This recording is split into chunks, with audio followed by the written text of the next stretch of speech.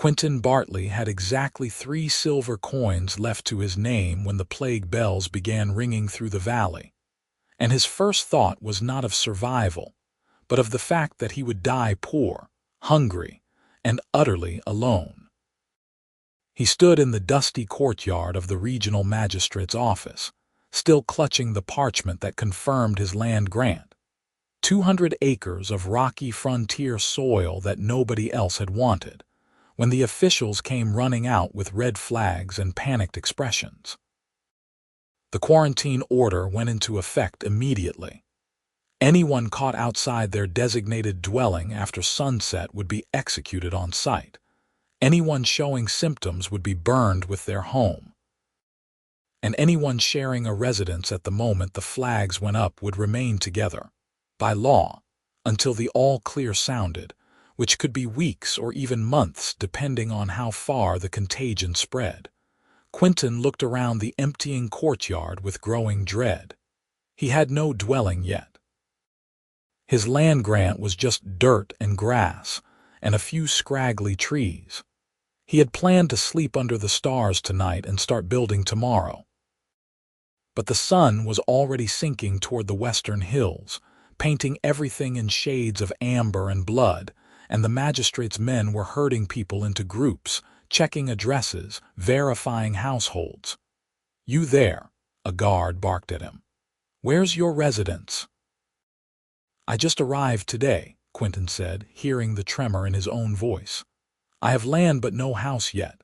The guard's face went hard. "Then you'll bunk with whoever has space. We're not leaving anyone outside to spread this thing."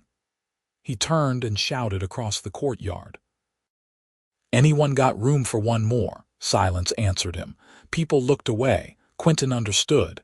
Taking in a stranger meant being locked down with them for who knew how long. It meant sharing food, space, privacy. It meant risk.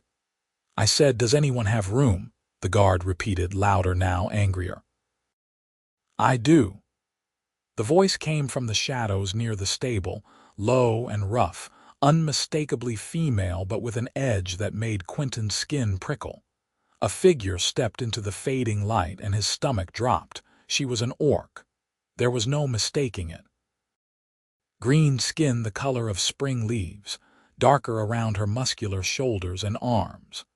Pointed ears that rose from beneath a mass of thick black hair braided away from her face. Small tusks that jutted up from her lower jaw, filed smooth at the tips. She stood nearly as tall as Quinton himself, broad-shouldered and strong, wearing a simple homespun dress that looked oddly delicate against her powerful frame. Her eyes were golden brown, sharp and watchful. The guard actually took a step back. "You're offering to take him." "I have a homestead 3 miles north," she said, her voice steady and clear. 2 rooms, more than enough space." She looked directly at Quinton then, and he saw something flicker in her expression, not quite pity, more like grim understanding. Unless he would prefer to take his chances outside.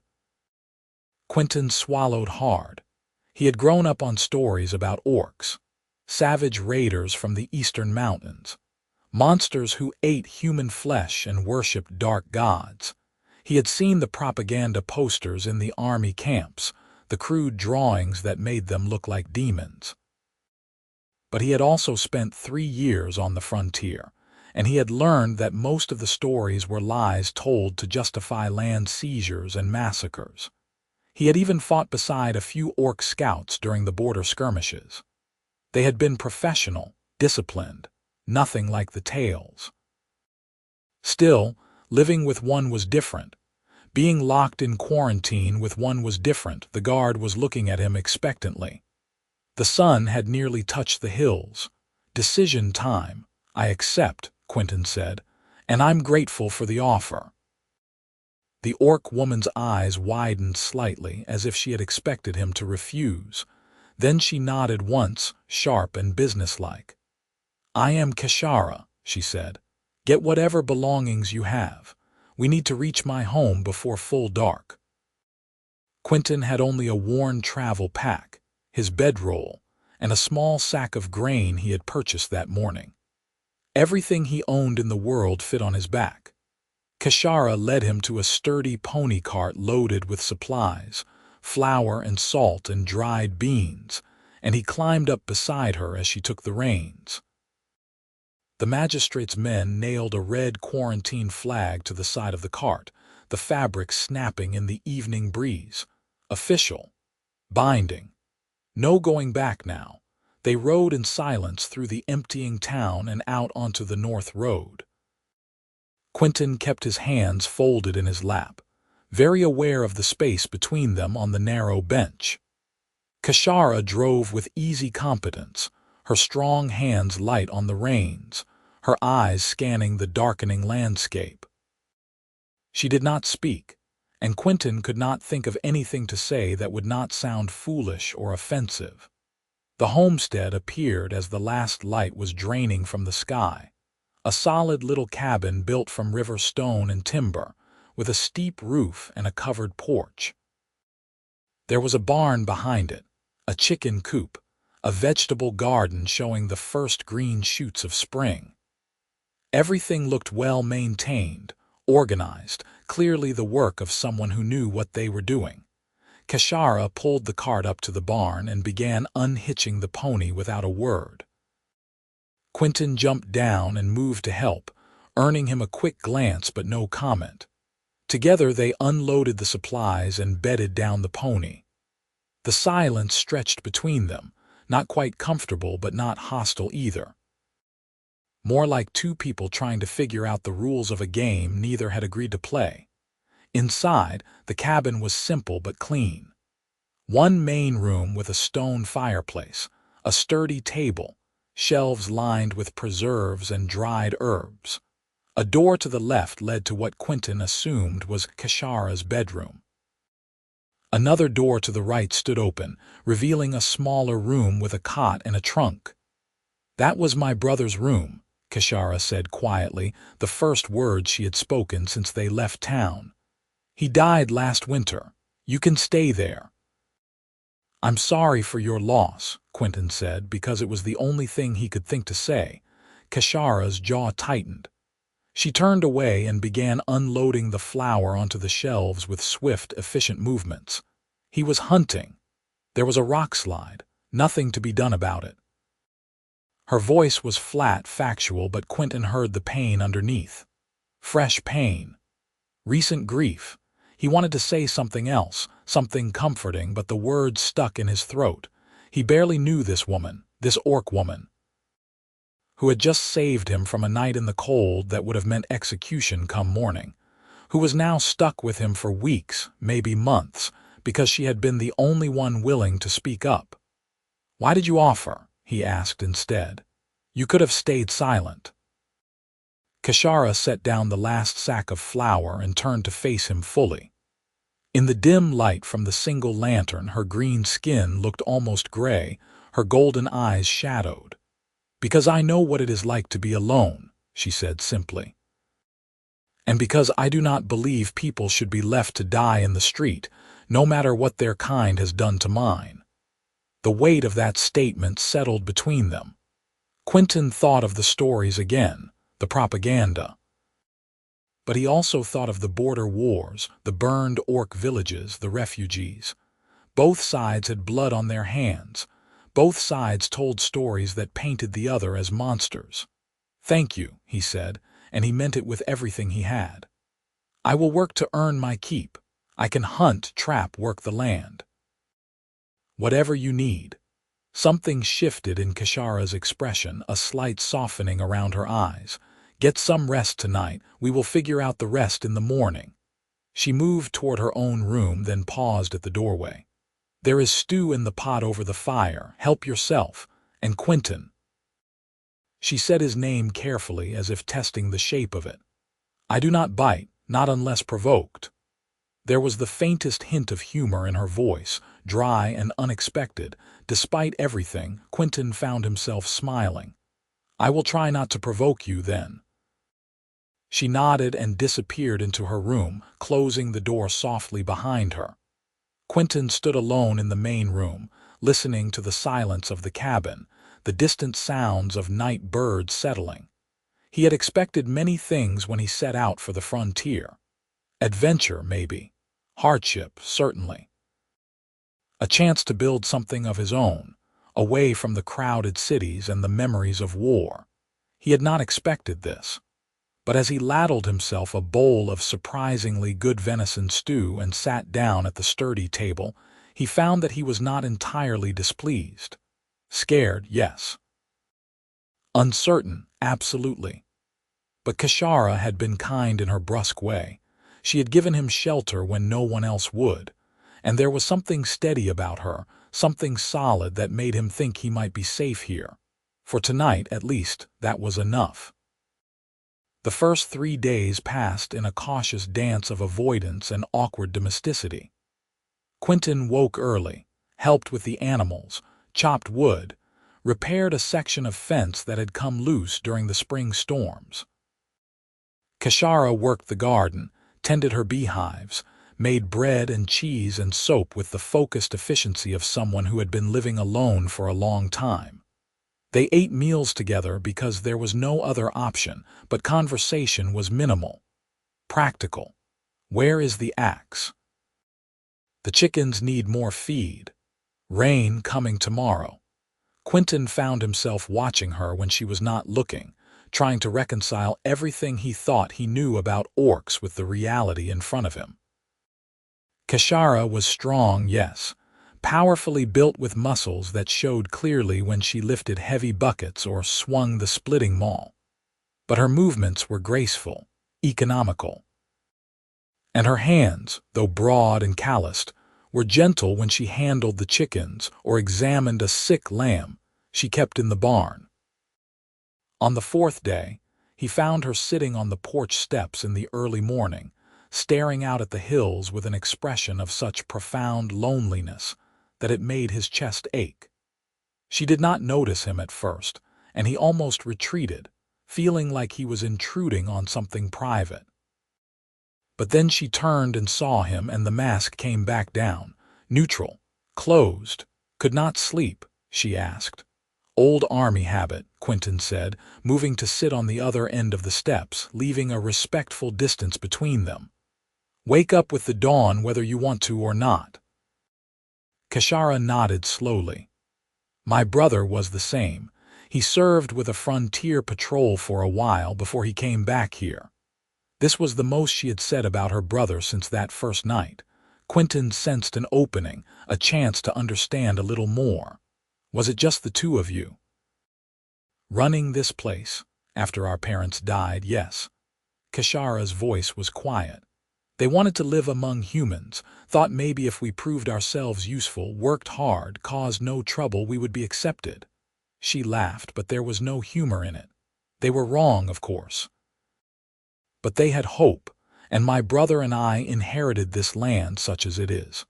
It is a good piece of land, Quinton said honestly. You have done well with it. Keshara turned to look at him, something searching in her gaze. You do not have to flatter me. We are stuck together regardless. I am not flattering you, Quinton said. I meant it. I have been all over this territory, and I know good land management when I see it. You clearly know what you are doing. A faint green flush colored her cheeks, and Quinton realized with some surprise that she was blushing. The discovery made her seem suddenly more human, more real. Not an orc, not a stranger, just a woman who was not used to receiving compliments. Well, she said, looking away. Thank you, I suppose. They sat in silence for a while, watching the sun climb higher, burning off the morning mist. It was peaceful here, Quinton thought. Quiet. He had grown up in a city, spent his army years in crowded camps and noisy taverns. He had thought he wanted solitude when he applied for the land grant, but he was realizing that solitude and loneliness were not the same thing. Keshara had been alone out here for months. No wonder she had offered to take him in. The quarantine was an excuse, but maybe she had just wanted someone, anyone, to share the space with, even a human stranger. Can I ask you something? Quinton said carefully. Keshara tensed slightly but nodded. Why did your brother leave the patrol? You said he came back here. For a long moment, Keshara did not answer. Then she sighed, a deep exhalation that seemed to carry weight. He was good at the work, tracking, scouting. The humans he worked with respected him. But there was a girl in town he wanted to court, a human girl. When her father found out, he gathered some men and came here one night. They beat my brother badly, told him if he ever came near her again, they would kill him. Her voice was steady, but her hands were clenched into fists in her lap. He stopped going to town after that, stayed here, helped me with the farm until the rock slide. Quinton felt anger rising in his chest, hot and sharp. He had seen that kind of hate before, that casual cruelty. It made him sick. "I am sorry," he said, knowing the words were inadequate. "That should not have happened." "But it did," Keshara said simply, "and it will keep happening. That is why I live out here.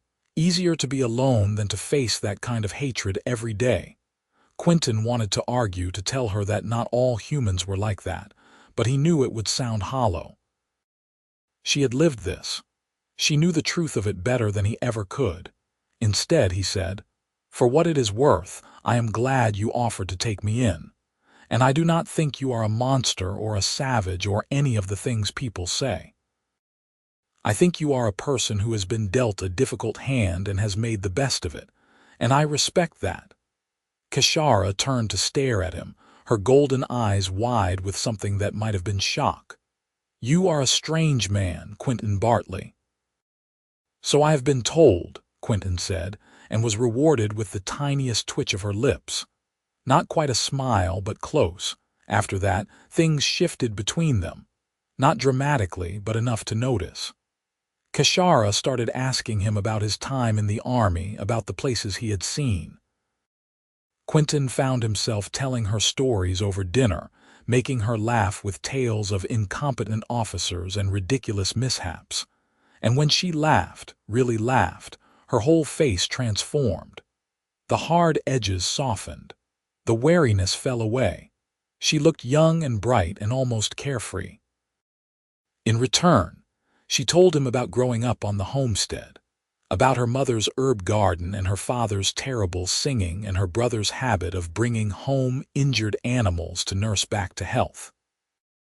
She showed him the beehives her father had built, explained the careful process of harvesting honey without angering the bees.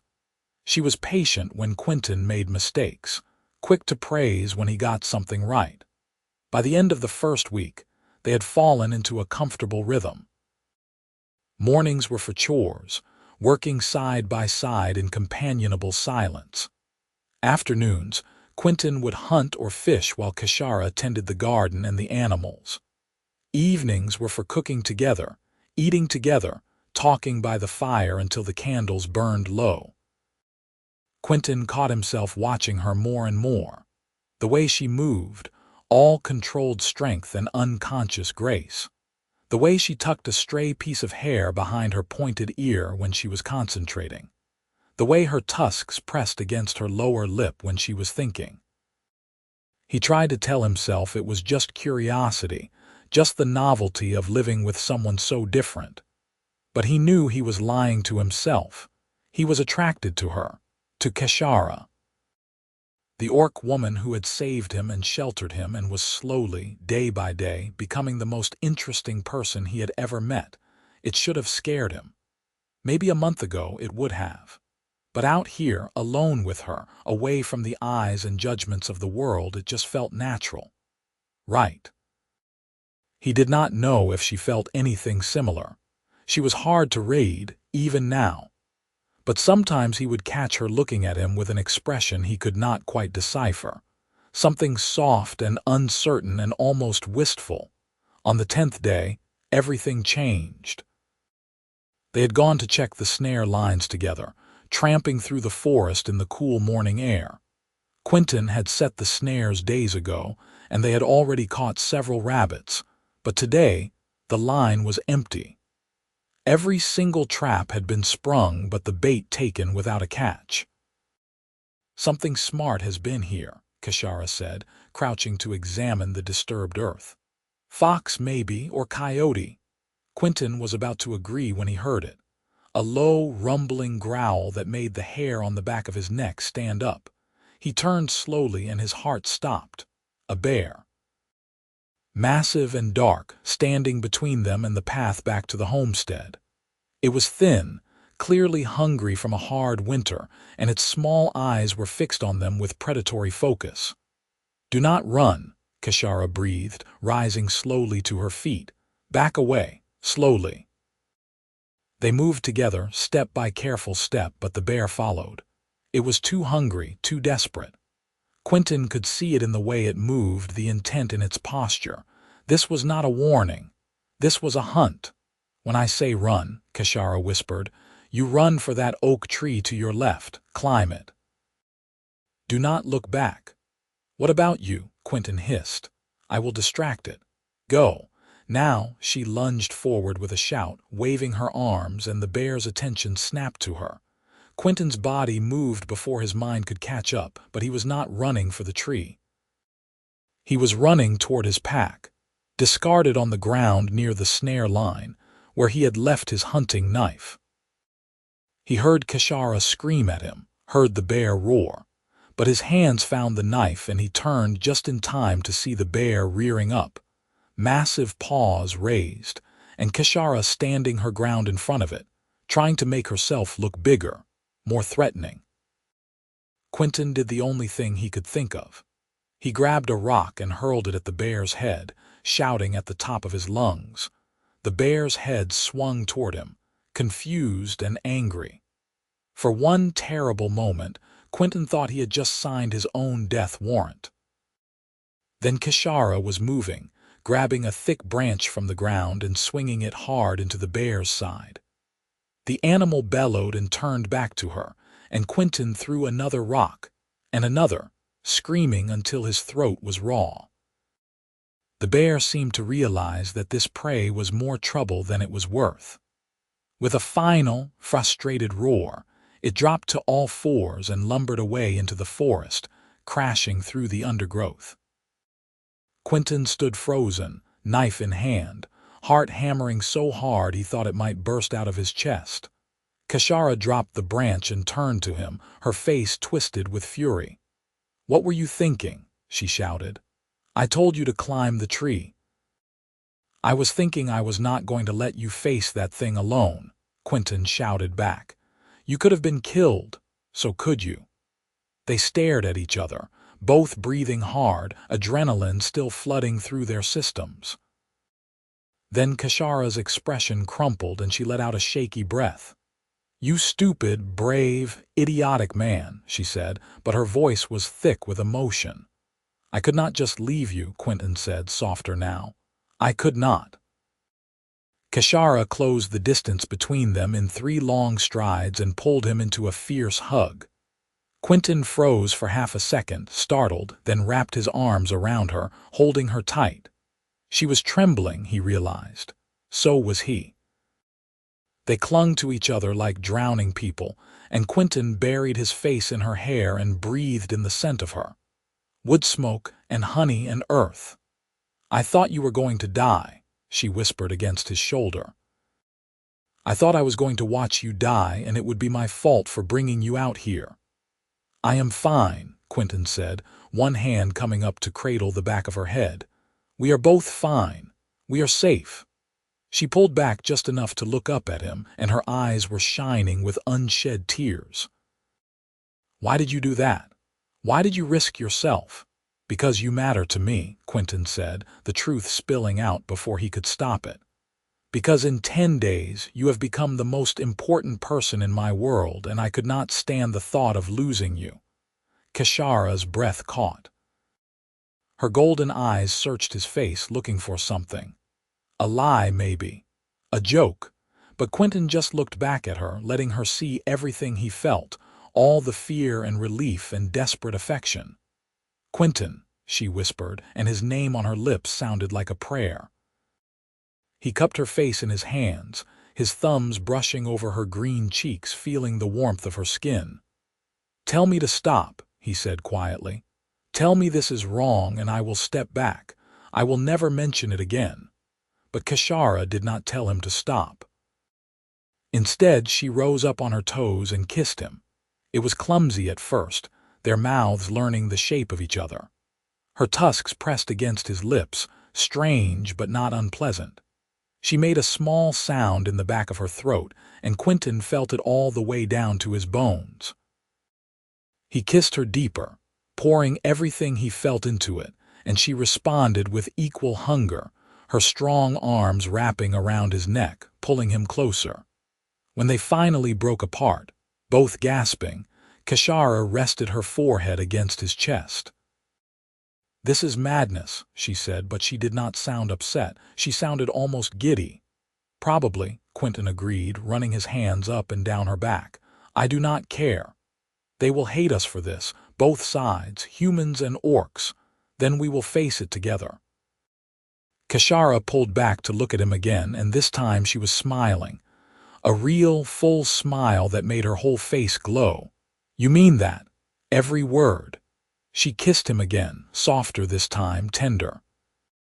And Quinton thought that he had never been happier than he was in this moment, standing in the forest with an orc woman in his arms, having just survived a bear attack, his heart finally feeling like it had found home. They walked back to the homestead holding hands, neither willing to let go. The world had shifted on its axis, and nothing would ever be the same. That night, they sat together on the porch steps again, but this time there was no distance between them. Keshara was tucked against Quinton's side, his arm around her shoulders, her head resting on his chest. The stars were brilliant overhead, undimmed by any city lights, and the night air was cool and sweet. "Tell me about your family," Keshara said quietly. "Your life before you came here." Quinton hesitated. He had not talked about his past much, not even with his army buddies. But this was Keshara. She had shared her pain with him. It was only fair to do the same. "My father was a merchant," he began. "Not a wealthy one, but comfortable. He wanted me to follow in his trade. Learn the business, take over someday, but I was restless. I wanted adventure, excitement. So I joined the army when I turned 18. He paused, remembering. "My father was furious, said I was throwing my life away. We fought and I left without reconciling. I kept meaning to write, to make amends, but I was always too busy, too proud. Then I got word that he had died. Fever took him in the winter. I never got to say I was sorry." Keshara's hand found his, lacing their fingers together. "That is a heavy grief to carry." "It is," Quinton admitted. "My mother had died when I was young. My father was all I had, and I wasted our last years together being stubborn and stupid." "You were young," Keshara said gently. "Young people make mistakes. It does not mean you did not love him. I know, but knowing it and feeling it are different things." Keshara nodded against his chest. "When my brother died, I was angry at him for a long time. Angry that he went hunting alone, that he was careless, that he left me. I knew it was not his fault. Rockslides happen, but I was still so angry." She took a shaky breath. "I think grief makes us irrational sometimes. We need someone to blame even when there is no one to blame." "You understand," Quinton said, wonder in his voice. "You actually understand." "Of course I do." Keshara tilted her head to look up at him. "Loss is loss, pain is pain. It does not matter if you are human or orc. We all bleed the same." Quinton kissed the top of her head, breathing in the scent of her hair. "How did I get so lucky to find you?" "You did not find me," Keshara pointed out with a hint of amusement. "I found you. And I am still not sure if it was luck or madness on my part." "Can it not be both?" she laughed, the sound warm and rich in the darkness. "I suppose it can." They stayed like that for a long time, wrapped in each other's warmth, talking about everything and nothing.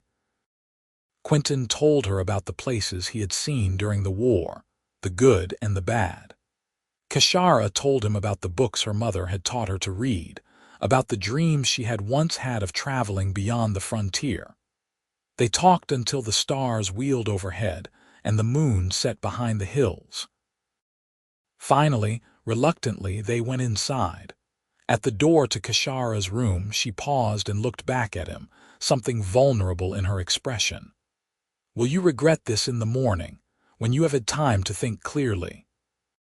Quinton crossed to her and took her face in his hands again, making sure she could see the truth in his eyes. "The only thing I will regret is if I lose you. Everything else I can face." She kissed him then, slow and deep, and when she pulled back she was smiling. "Good night, Quinton Bartley." "Good night, Keshara." He lay awake in his small room for hours, replaying every moment of the day. The terror of the bear, the kiss in the forest, the feel of Keshara in his arms. He should have been worried. Should have been planning how to handle the inevitable fallout when the quarantine ended and the world intruded again. But all he could think about was how right it had felt, how complete. For the first time since his father died, Quinton felt like he had a future worth looking forward to. The second week of the quarantine began with a gift. Quinton woke to find Keshara already up and working in the garden. He dressed quickly and went to join her, still feeling the newness of what had happened between them, unsure of how to act. But when Keshara saw him, her face lit up with a smile that erased all his uncertainty.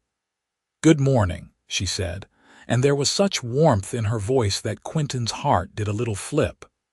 "Good morning," he replied, moving to kiss her cheek. She turned her head at the last second so that his lips met hers instead, and the kiss stretched out sweet and unhurried. "I could get used to this," Keshara murmured against his mouth. "Please do," Quinton said, earning him another smile. They worked together in the garden, planting seeds for the summer harvest. Keshara showed him how to space the rows properly, how to prepare the soil. Her hands were sure and knowledgeable, and Quinton found himself fascinated by the care she took with each tiny seed. "My mother used to say that a garden is an act of faith," Keshara said as she covered a row of bean seeds with earth. "You put these tiny things in the ground and trust that they will grow, even though you cannot see them. You trust the earth, the rain, the sun.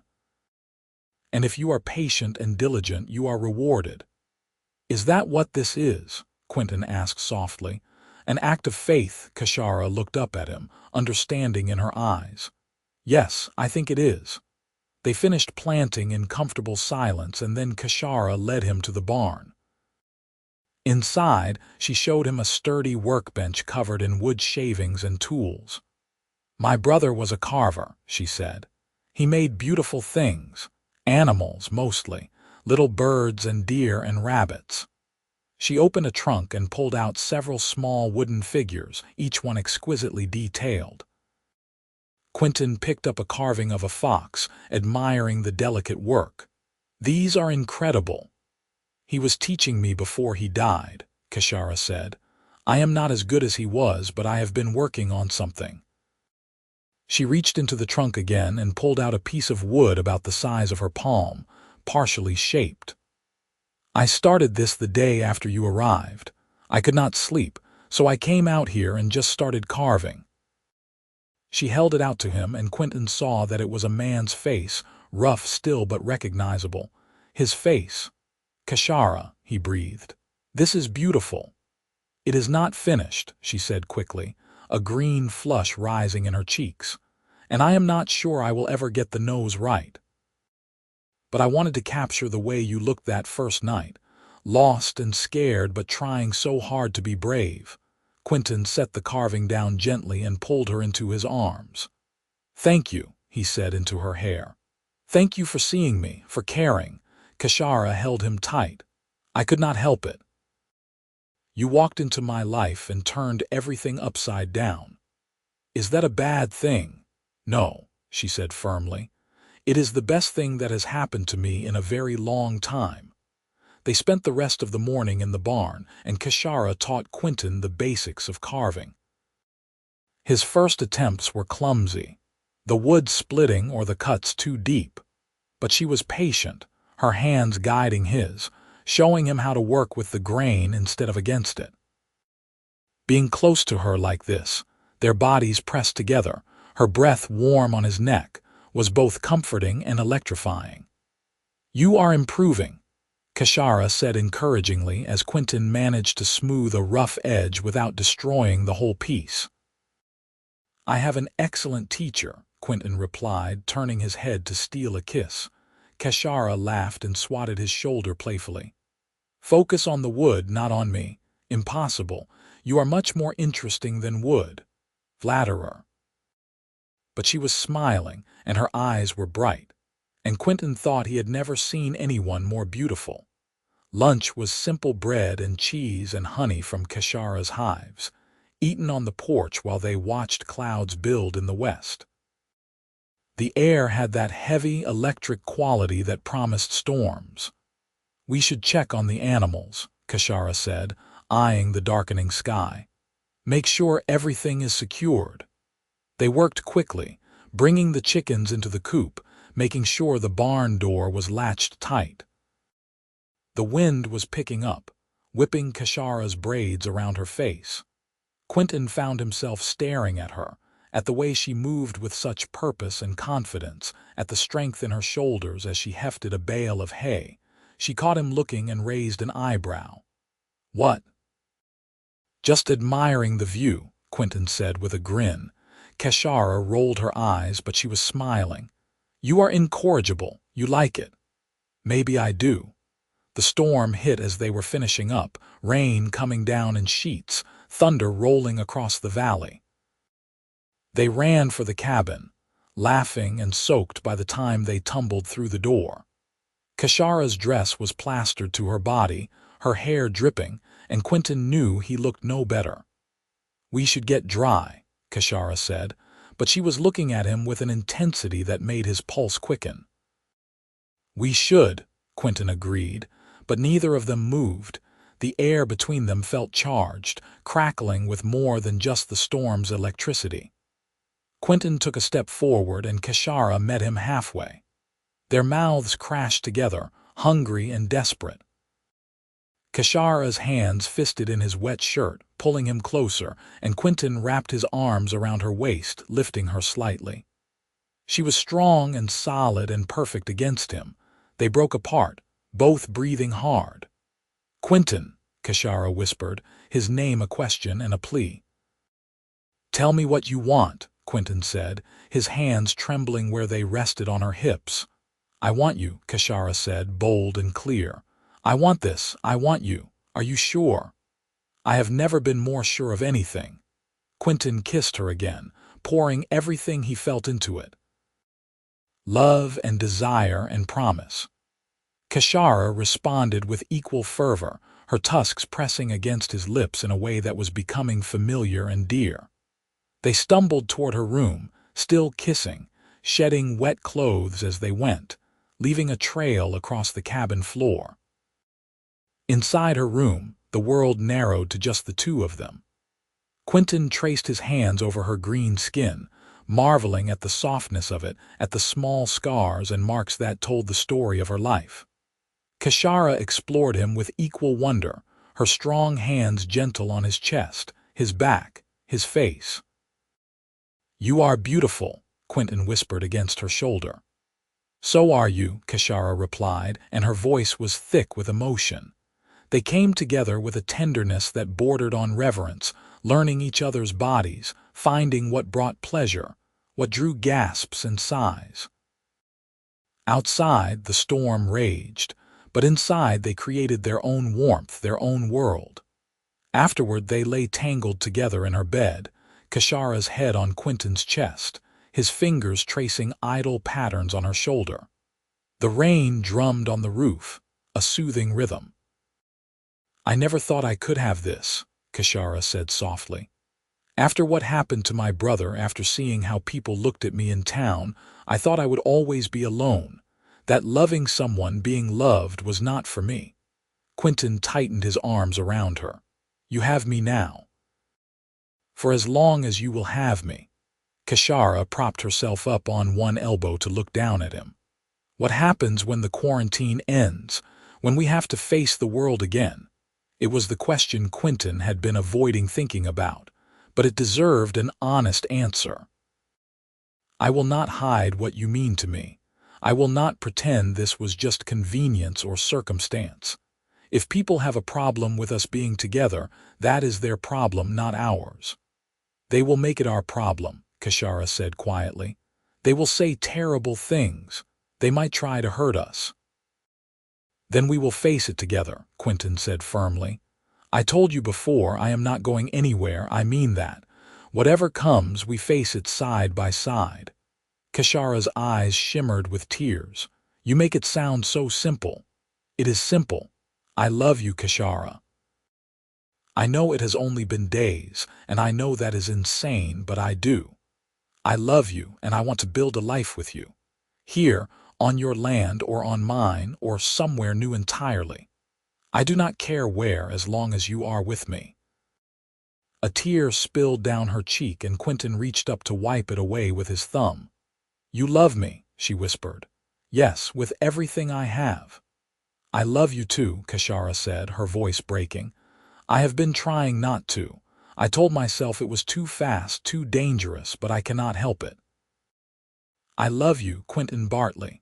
Quinton pulled her down into a kiss that tasted of salt and joy. When they broke apart, both of them were smiling through tears. We are going to be all right, Quinton said, believing it with his whole heart. Yes, Keshara agreed. We are. The storm passed, leaving the world washed clean and bright. And in the small stone cabin on the frontier, two hearts beat as one, building a foundation that would weather whatever storms lay ahead. The days that followed were the happiest of Quinton's life. He and Keshara fell into an easy partnership, working the land together, cooking together, sleeping tangled in each other's arms. They talked for hours about everything under the sun. Dreams and fears and silly things that made them laugh.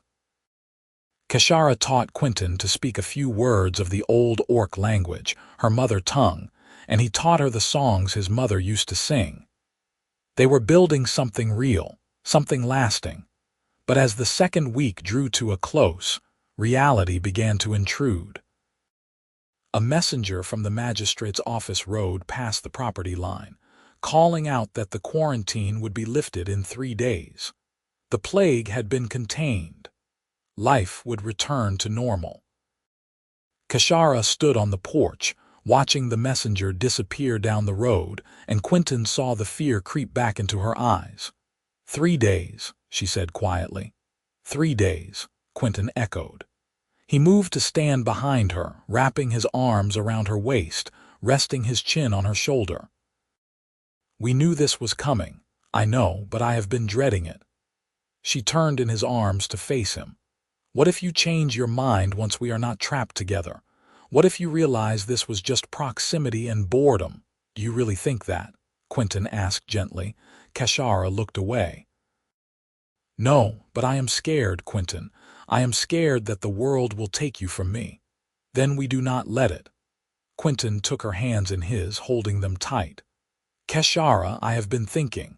When the all-clear sounds, I want us to go to the magistrate together. I want to officially combine our land grants, make this place legally ours, not just yours or mine. Keshara's eyes went wide. You want to stay here with me? I want to stay here with you for the rest of my life, Quinton said. If you will have me, if I will have you. Keshara laughed, but it was a shaky, disbelieving sound. Quinton, you are the best thing that has ever happened to me. Of course I will have you. Then it is settled. Quinton kissed her forehead, her cheeks, her lips. We are partners, in work, in life, in everything. But Keshara's expression was still troubled. There is something else, she said slowly. Something I should tell you before you make any permanent decisions. Quinton's stomach tightened with worry. What is it? Keshara took a deep breath. In Orc culture, when two people decide to commit to each other, there is a ritual, a bonding ceremony. It is sacred binding. Once done, it cannot be undone. She met his eyes, her own filled with vulnerability. I have been thinking about asking you, but I wanted you to understand what it means. It is not just a human marriage. It is deeper, more permanent. And if we do it, if we bond, there will be no hiding what we are to each other. Everyone will know. Quinton's heart was racing, but not with fear, with excitement, with certainty. Tell me about this ritual. I want to know everything. Over the next hour, Keshara explained the orc bonding ceremony. It involved the exchange of vows, the mixing of blood, and the carving of marks on each other's hands, symbols that would scar and remain for life. It was a declaration to the world, irrevocable and absolute. It is a lot to ask, Keshara finished quietly. I know that, and I will understand if it is too much. Quinton took her scarred, work-roughened hands in his and looked her straight in the eye. Keshara, I want to do this. I want to bond with you in every way your culture and mine allows. I want the world to know you are mine and I am yours. When the quarantine ends, I want us to have already made that commitment, so that there is no question, no doubt. Keshara's breath hitched. You are sure? I have never been more sure of anything in my life. Tears spilled down her cheeks, but she was smiling, a radiant, joyful smile that made Quinton's heart soar.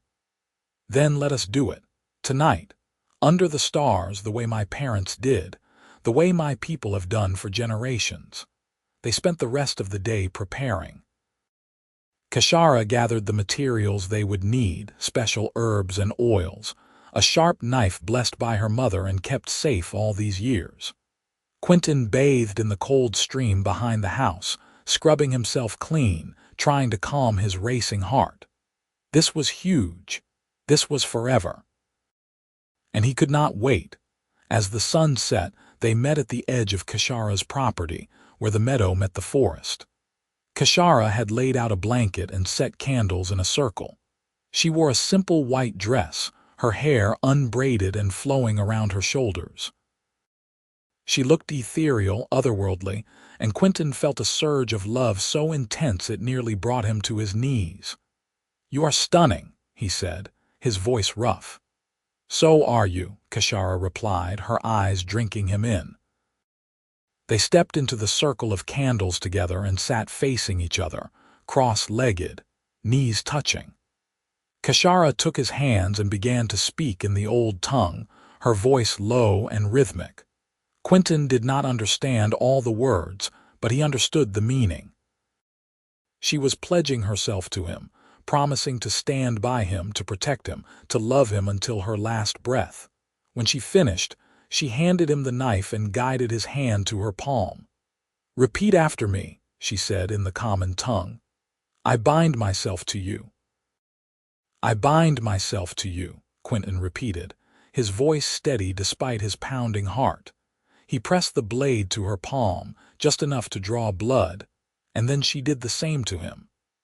They pressed their bleeding palms together, and Keshara spoke the final words of the ritual, ancient and powerful. "By blood and bond we are one, now and always." "By blood and bond we are one," Quinton echoed, "now and always." The world seemed to hold its breath.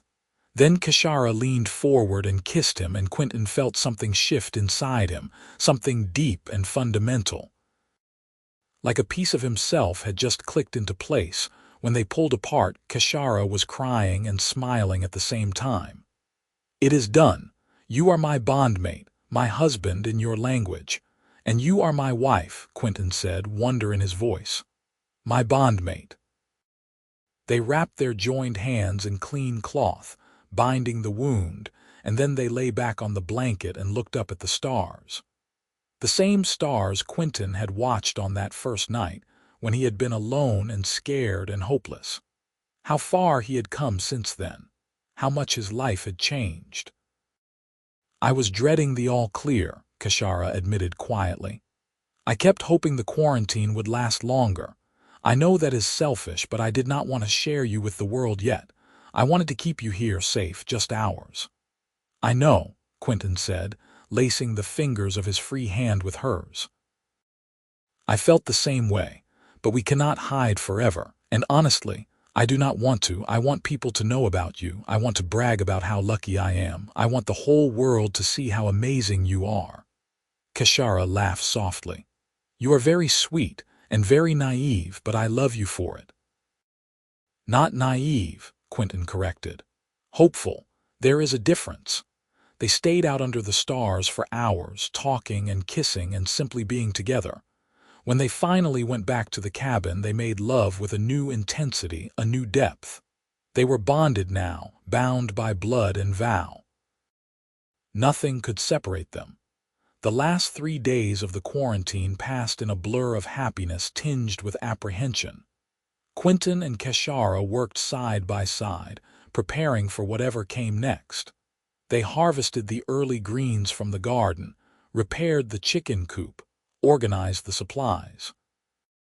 But mostly, they held each other and talked about the future. "I want to build a bigger house," Quinton said one evening as they sat by the fire. "Something with room for a family if we are blessed with one."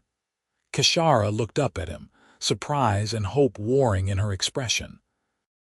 "You want children, with you?" "Yes, more than anything." Quinton cupped her face gently. "I know it will not be easy. Half orc, half human children will face challenges, but they will be ours, and we will love them and protect them and teach them to be strong." Keshara's eyes filled with tears. "I never thought I would have this. A husband who wants to build a life with me, who wants a family. I am so grateful for you, Quinton."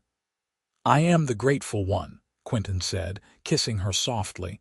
On the final night before the all clear, they lay in bed together, neither of them able to sleep. Quinton could feel the tension in Keshara's body, the worry she was trying to hide. "Talk to me," he said quietly. "Tell me what you are thinking." Keshara was silent for a long moment. Then she said, "I am thinking about my brother. About what happened to him when he tried to court that human girl. I am thinking about the men who beat him, who threatened to kill him, and I am scared that the same thing will happen to you because of me." Quinton rolled over to face her, his hand coming up to stroke her cheek. "Keshara, listen to me. I am not your brother. I am a trained soldier. I can defend myself. And more than that, I will not be silenced or intimidated. If someone has a problem with our relationship, they can take it up with me, but I will not hide you. I will not pretend you are anything less than the most important person in my world." "You are so brave," Keshara whispered. "No, I am just in love, and love makes you do crazy things, like bonding yourself to an orc woman you have only known for 2 weeks. Keshara let out a watery laugh. "When you put it like that, we do sound insane." "The best things in life are a little bit insane," Quinton said with a grin. Then more seriously, "We are going to be fine, Keshara, I promise you. I am holding you to that promise." "Good, hold me to it every day for the rest of our lives." They kissed, slow and sweet, and eventually exhaustion claimed them both. They fell asleep wrapped around each other, ready to face whatever the morning brought. The all-clear bell rang at noon, clear and bright across the valley. The quarantine was officially over. People were free to move about, to return to their normal lives. Quinton and Keshara stood on the porch, hands clasped, watching the road. Within an hour, they saw the first travelers passing by, people heading back to town, neighbors checking on each other. Several people slowed when they saw Keshara, their faces registering surprise and suspicion. But Quinton stood tall beside her, his arm around her waist, daring anyone to say something. No one did. "Not yet. We should go to town," Quinton said. "File the paperwork for the land grant merger." "Make it official." Keshara nodded, though he could feel her trembling slightly. Together, Quinton confirmed. They hitched up the pony cart and made the journey to town in silence, both lost in their own thoughts. When they arrived, the streets were crowded with people celebrating the end of the quarantine. Music and laughter filled the air. But as Quinton helped Keshara down from the cart, he saw the way people stopped and stared. saw the whispers starting, the looks of shock and disgust. Let them stare, he thought fiercely. Let them whisper. He took Keshara's hand and walked with her through the crowd, heading for the magistrate's office. People parted before them like water, but Quinton could feel the weight of their judgment, their hatred. Beside him, Keshara held her head high, her expression calm and dignified. She was magnificent, Quinton thought, strong and proud and unashamed. He had never been prouder to stand beside anyone. At the magistrate's office, the clerk was a thin, nervous man who went pale when he saw Keshara. "How can I help you?" he asked, his voice tight. "We need to file for a land grant merger," Quinton said clearly. "My grant and hers combined into a single holding." The clerk's eyes darted between them. "You want to merge your land with an orc's?" "With my wife's," Quinton corrected, his voice hard. "Is that a problem?" The clerk swallowed hard. "No, no problem. I will need both your papers." They handed over the documents, and the clerk processed them with shaking hands. Quinton could see the man's mind working, could practically hear the gossip that would spread the moment they left. But he did not care. This was important. This made Keshara safe, legally bound to the land to him. When the papers were signed and stamped, Quinton thanked the clerk and led Keshara back out into the street. They had made it only a few steps when a voice called out, "Quinton Bartley." Quinton turned to see a group of men approaching, led by a burly farmer named Marcus who Quinton had met once or twice before the quarantine. Marcus's face was twisted with anger. "Is it true?" Marcus demanded. "Did you really marry this orc? Her name is Keshara," Quinton said evenly. "And yes, she is my wife." Marcus spat on the ground. "You are a disgrace, a traitor to your own kind." Quinton felt Keshara tense beside him, but he kept his voice calm. "I am a man who chose to love someone who loves me in return. If that makes me a disgrace in your eyes, so be it." "You do not understand what you have done," another man said, stepping forward. "Orcs are animals. They are not like us. You cannot just marry one." "I can, and I did," Quinton said. "And if you have a problem with it, that is your burden to carry, not mine." Marcus took a step closer, his fists clenched. "We do not want your kind here, either of you. Take your orc whore and leave town." Quinton's temper flared, hot and sharp. "Call her that again," he said, his voice dropping to a dangerous whisper, "and see what happens." Marcus sneered. "What are you going to do, fight all of us?" "There are rules against race mixing for a reason, Bartley. People like you make the rest of us look bad." "There are no laws against it," Quinton shot back. "I checked." "So unless you want to start a fight in the middle of town and end up in the magistrate's jail, I suggest you back down." For a tense moment, it could have gone either way. Then a new voice cut through the tension. "That is enough, Marcus." Everyone turned to see the magistrate himself, a stern older man with gray hair and sharp eyes, standing in the doorway of his office. He looked at the crowd, then at Quinton and Keshara. "Mr. Bartley has done nothing illegal," the magistrate said firmly, "and neither has his wife. If anyone has a problem with their union, take it up with the church or the council, not the streets. Now disperse before I charge you all with disturbing the peace." Marcus glared at Quinton but stepped back. The crowd began to break up, people muttering and shooting dark looks over their shoulders. But they obeyed. The magistrate nodded to Quinton. "You have courage, young man.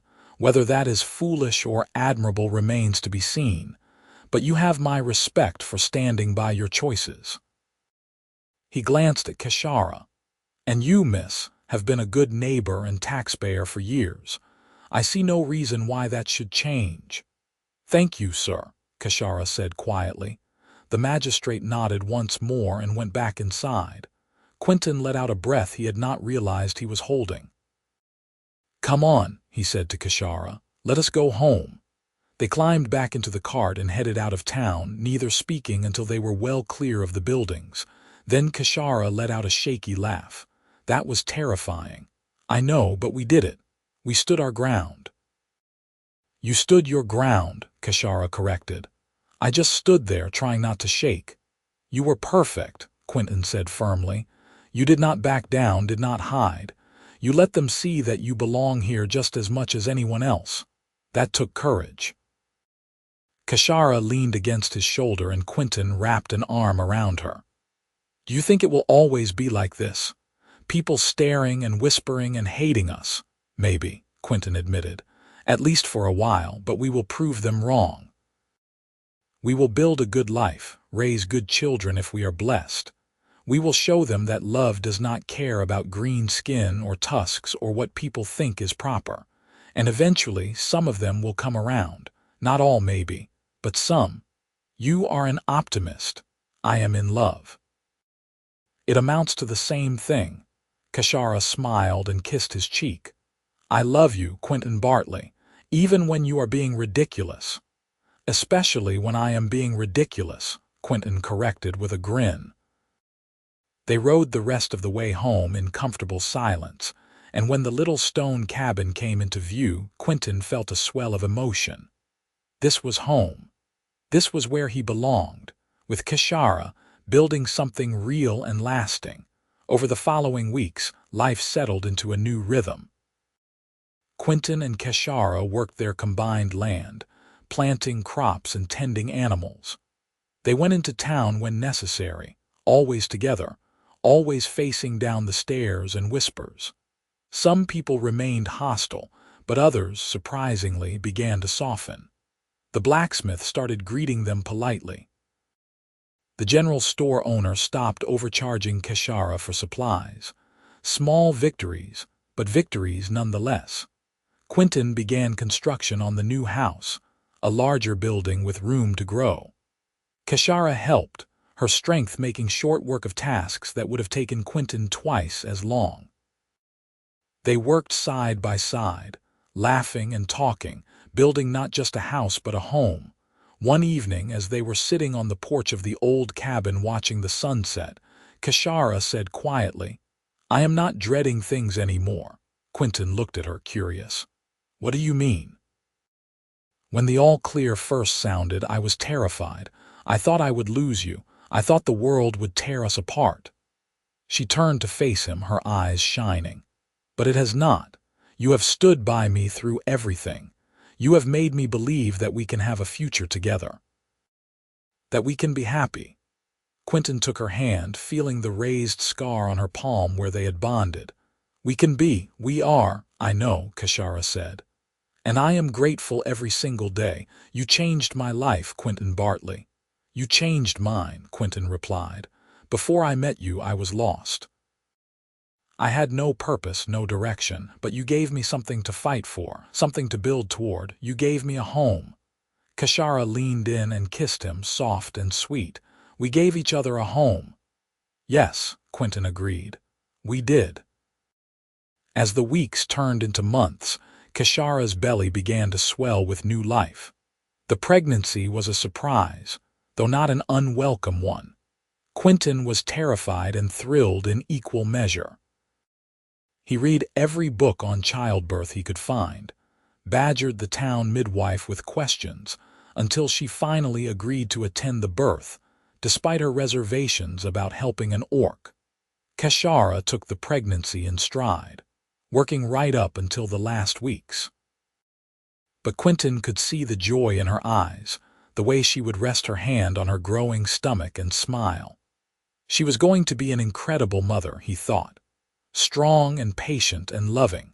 When their daughter was born on a cool autumn night, Quinton wept with relief and joy.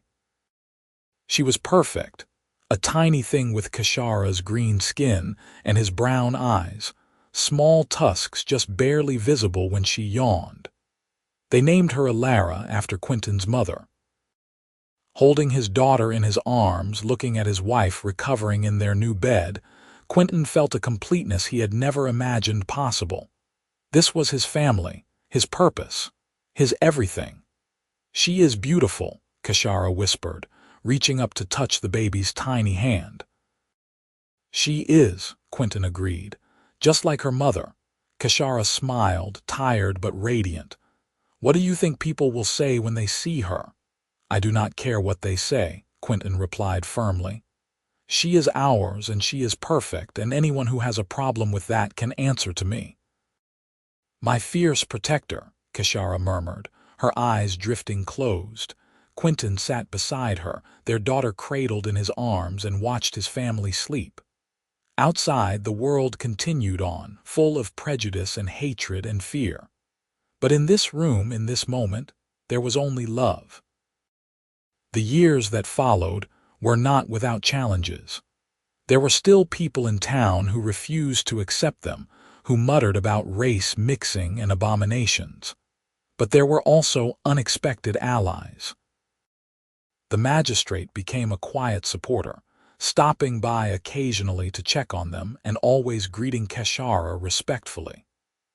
A few of the younger families in the area began to warm to them, their children playing with Alara without seeing anything strange about her green skin. Quinton and Keshara built a thriving farm, their combined skills making the land productive and profitable.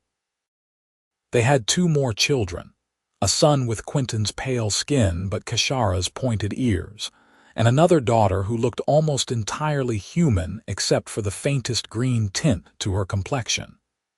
Each child was loved fiercely and raised to be proud of both halves of their heritage. On the 5th anniversary of the quarantine's end, Quinton and Keshara sat together on the porch of their home, watching their children play in the yard. Alara was teaching her younger siblings how to carve, using the techniques her mother had taught her. The boy, Tavin, was more interested in sword fighting with sticks, but the youngest, Mira, showed real promise. You remember the day we met? Keshara asked, a smile playing at her lips. How could I forget? Quinton replied. I was terrified.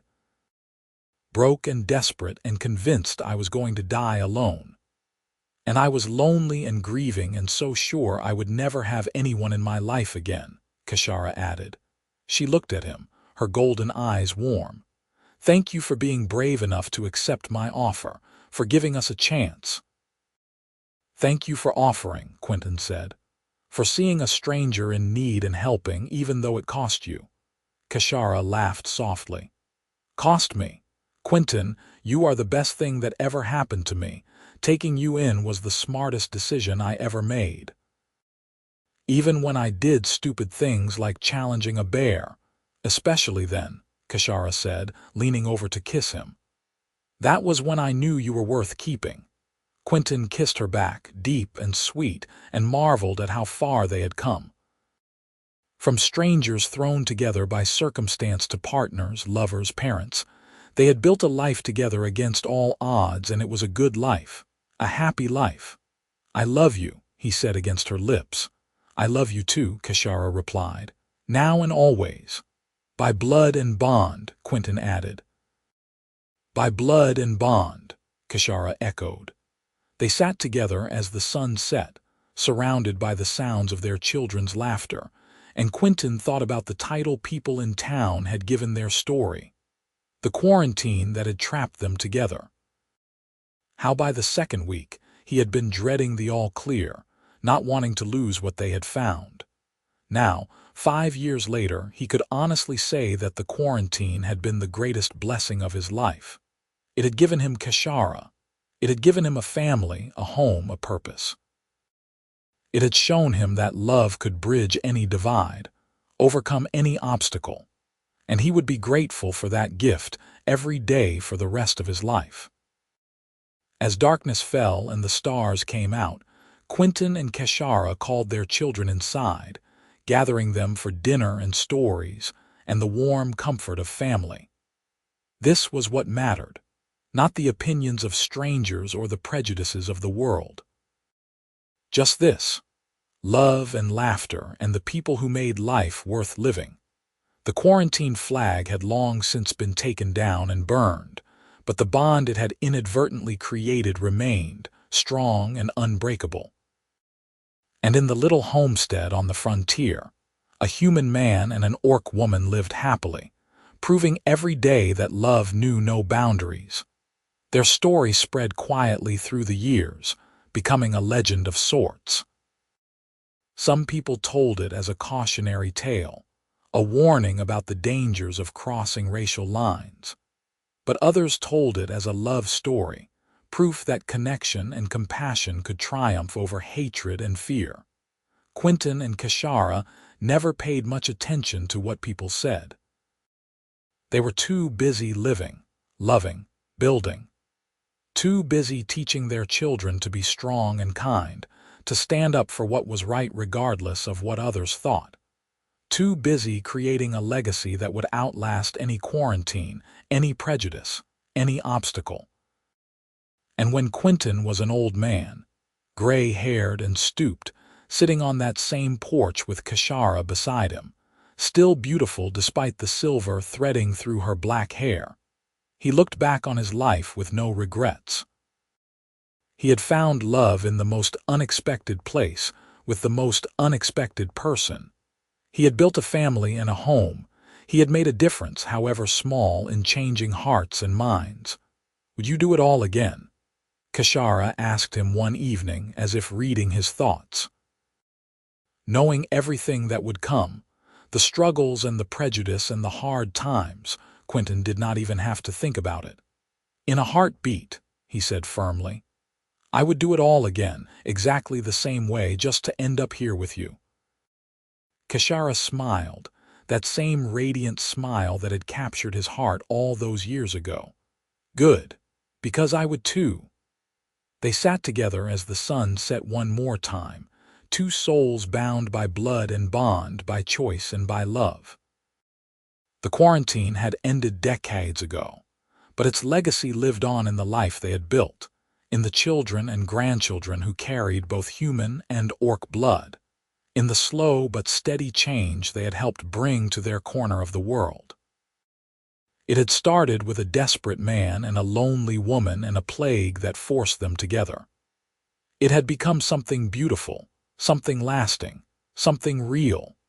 And that, Quinton thought as Keshara's hand found his in the gathering darkness, was the greatest gift of all. Not just survival, not just companionship, but true, deep, abiding love. The kind that weathered every storm and emerged stronger on the other side, the kind that made everything worth it. Their story did not end with happily ever after spelled out in grand gestures or dramatic declarations. It ended the way most good love stories do, quietly, peacefully, with two people who had chosen each other and never stopped choosing each other, day after day, year after year. The quarantine had trapped them together. But love had set them free, and in the end that made all the difference.